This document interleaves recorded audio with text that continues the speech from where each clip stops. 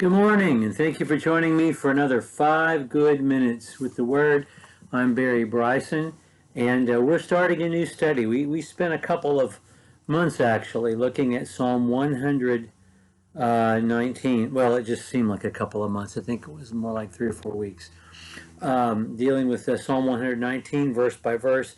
I'd gotten some good comments from some of you, so I hope that all of you viewers enjoyed it. I hope I didn't lose too many of you. It doesn't seem that way when I check the postings and everything.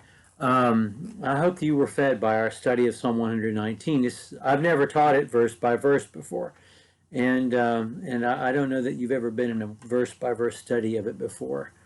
I thought we'd go to the New Testament and spend about the same amount of time on a person in the New Testament that we all care very deeply about, that is always a favorite of ours, and who's an important example to us as a disciple.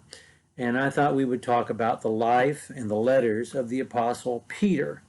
We're not going to be studying 1st and 2nd Peter verse by verse, but we will take a little time to look at them and their content. But mostly this is going to be a biographical study of the life of Peter. And so today we're going to introduce the life of Peter, and I intend to get my 5 good minutes back in some sort of under some sort of discipline, and at least keep my remarks to under 6 minutes instead of the 8 or 9 I took on a few of those sections of Psalm 119.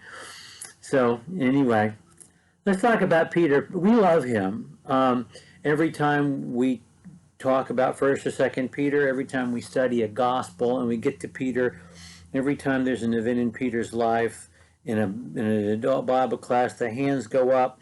People who don't normally make comments because he's someone who has found a warm place in all of our hearts. And there's a reason for that, and I think this will reveal itself over the course of our study. We identify with him quite clearly, and I think we're intended to. I think it's important in the Word to have someone that we identify with who is a disciple and who successfully lives a life of discipleship. Someone who shows us how to pick ourselves up after we have fallen on our face. And Peter is that guy. Jesus, of course, is perfect and loving and is tested in every way as we are, but there are, Jesus didn't sin. And so the whole business of what to do after you've messed up so badly is something Jesus can tell us about, but Peter can show us. He's as important in the New Testament, I think, as David is in the Old, in providing us an example. The Apostle Paul, he's just, to me, I'm speaking for me, so intimidating. His intellect is so vast, and his determination, his grit, his inner strength. I love Paul, and I'm fed by Paul, and I'm thankful to have him as an example, but I don't feel the same immediate affection for him that I feel for Peter. What do we know about Peter? Well, we know from all 4 Gospels, Peter, when we meet him, is a fisherman, and a fairly successful fisherman, in that he and his brother Andrew together own a boat, and they have fishing partners who also own a boat, James and John. He's probably a contemporary of Jesus, about the same age as Jesus, maybe a little older. He has a wife. We don't know about his children, but he's got a wife and a home, and his mother-in-law lives with him. So he's probably about the same age Jesus is when we meet him, a man in his early 30s. Fishing on the Sea of Galilee could be profitable. It's not going to get you rich, but you can live comfortably doing what he did in a boat in the city of Capernaum. His brother Andrew is, when we meet Peter, an apostle of John the Baptist. It is Andrew who is introduced to Jesus by John the Baptist and introduced to Jesus as the Messiah. Andrew spends the day, we learned this in John chapter 1, spends the day with Jesus and is convinced that Jesus is the Messiah. And Peter, when he meets Jesus, is introduced to Jesus as the Messiah.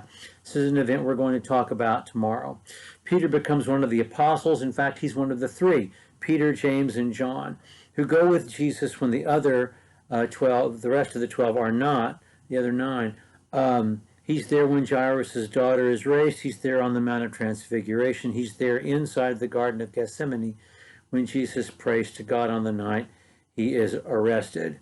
He emerges as a leader among the apostles. It's his sermon we hear in Acts chapter 2. He takes a lead in Acts 15, although not the lead James takes. We'll look at all this stuff during our study. He is, for many years, a traveling missionary, something that is alluded to in 1 Corinthians chapter 9, verse 5, and he travels with his wife, the Apostle Paul tells us. But at some point, he's put down roots in a congregation and serves as that congregation's elder, something he mentions in 1 Peter chapter 5, verse 1. Our best information about his death is that he died in Rome. At the end of his life, at the end of 1 Peter, we find him in Rome. Paul is probably already dead because we find out that Paul's co-workers, Silas and Mark, are now serving Peter. And he's writing from Babylon, which is code and was among Christians for Rome. She who is in Babylon, chosen together, sends you greetings, so does my son Mark. In fact, tradition has it that he was crucified upside down. I find that a little difficult to believe, but he certainly was executed. That's our best information in Rome sometime in the AD 60s, shortly after the execution of the Apostle Paul. I've taken 7 minutes today, something I said I wouldn't do. Tomorrow we're going to be in John chapter 1 and see Peter's introduction to Jesus. Thank you for joining me for 5 good minutes.